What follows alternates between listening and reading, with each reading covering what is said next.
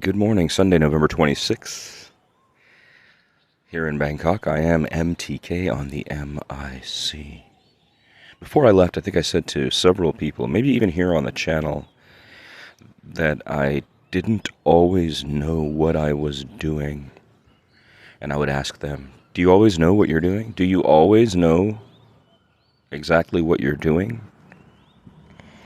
And it's a question that's kind of intrigued me for a long time because my father was an extremely precise scientist, and he made grand plans that occupied years of time for him to see them through, and meant really being committed to being at work.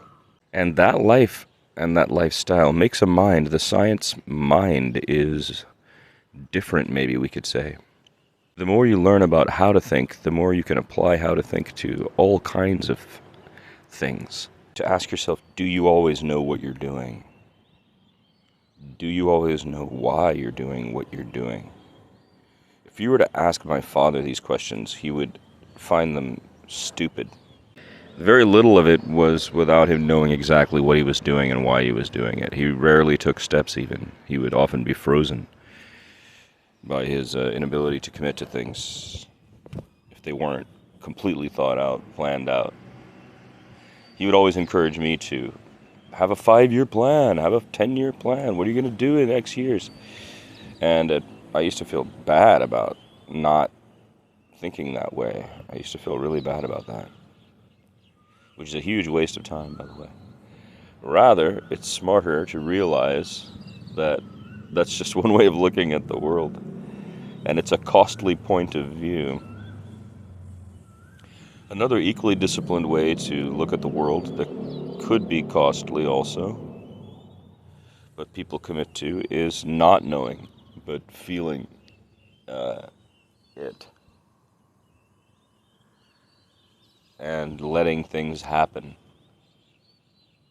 Allowing the entirety of it all to come to you. And you could do that on a short notice basis. It doesn't have to be over 40 years of your life. Though the Buddhists might say that's how it works best, is a disciplined approach to a spiritual space over 40 years of your life. But ultimately the Satori, the enlightenment moment, seems to be unpredicated on any simple thing you could just calculate. It's great surprise is one of its remarkable gifts, from what I understand about it, which is probably very little. But sometimes I don't know why I'm doing what I'm doing. I suppose I always know what I'm doing. That's not correct. I know what I'm doing. But I didn't know why I wanted to come here. I didn't know why I came here. I didn't know why I rented this apartment. I didn't know what I would find. I don't know Bangkok. I don't know the people. I don't know the area. And I wanted to apply my methodologies, which, all right, here we have to be very clear. Like, I am not connected to the internet the way most people in the West are connected to the internet. So because I have consistently avoided social media, I never had a Facebook account. My Twitter I did for 10 years and then stopped. The IG I opened for the purposes of a sports-themed idea. It just stays there. Nothing goes on. I don't even think it's on my phone. No, it's not even on this phone. So because I'm outside of social media, I think a lot of people who are inside social media, a lot of you probably think I'm missing out, fear of missing out. If I'm fear, I'm missing out. I'm missing out on so much. Social culture memes, the temperature of the nation. I don't think I have a temperature of the nation anymore. I think that there was a time when I was working in radio and I was working in news, and years of radio application, both being on the air and in teaching people how to do radio. I taught a lot of people how to do radio. For some people, that was the first introduction to the spectrum. That's what we started to call it, and I guess that's what it is now. The spectrum is everything. The spectrum is radio, TV, 20th century elements of the spectrum.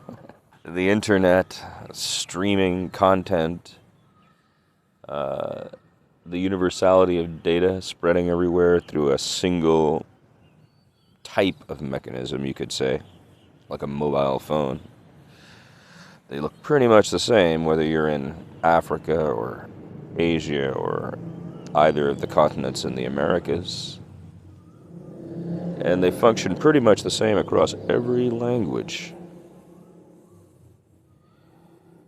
And there's a global consciousness now because of this, and corporate interests, including the social media companies, seek to govern the space, to seek to communicate in a fashion more controlling than others, stealing as much data as humanly possible to portray this thing you cannot describe. And when you do that, what happens is weak-willed people, or people who are oppressed, or people who lack the opportunity to learn better, they are herded into pens of belief. And these pens are filled with misconceptions, lies, atrocities, and points of view that are not generally accepted by the whole, but rather being told to the group in the herd as if they are. So there's a few ways around that. One is to travel. You have to go everywhere, though. That would be pretty hard. I think a lot of people like me who love to travel, that was like our goal when we were little kids. I'm going to go to all 150 or something stupid like that. But it's the desire is to just see human beings in another place be like you, act like you, think like you, reason like you, for the connectivity purposes, and then to shut the fuck up and watch them and see how they behave that's not like you, and then mimic it for the sake of understanding how that feels to the extent that you can. You have to make an active effort to mimic the people you're with. If you don't do that and you walk around, look, an American, I'm an American everywhere I go, well, you're just getting maybe half the story, probably not even half the story. And all you're doing is you're reinforcing your global polity. The American model, which has forced itself on the world since the end of the Second World War, has found places where people are cool with it, love it, and places where people hate it and are not cool with it. And that corporate reach has sought to create a single monoculture. That is bad. It's not cool. I don't want to do that. I don't want to export any culture from one place to another more than I want to understand the one that I'm in, the one that I'm checking out right now. So the way I travel here is to try to strip away my Americanness, strip away my Indianness, and hear the people's sounds here. Try to understand them. Develop slowly over time some basic idea of Thai culture. Mostly to get to a place or an area so that I can find locals who will guide me to things that are not on the internet. And guess what? There's a lot that's not on the internet. Far more is not on the internet. You understand that, right? And to find things that are not on the internet and not put them on the internet, that's a good idea, I think. A lot of my project seems to be just capturing the way a moment feels where I am.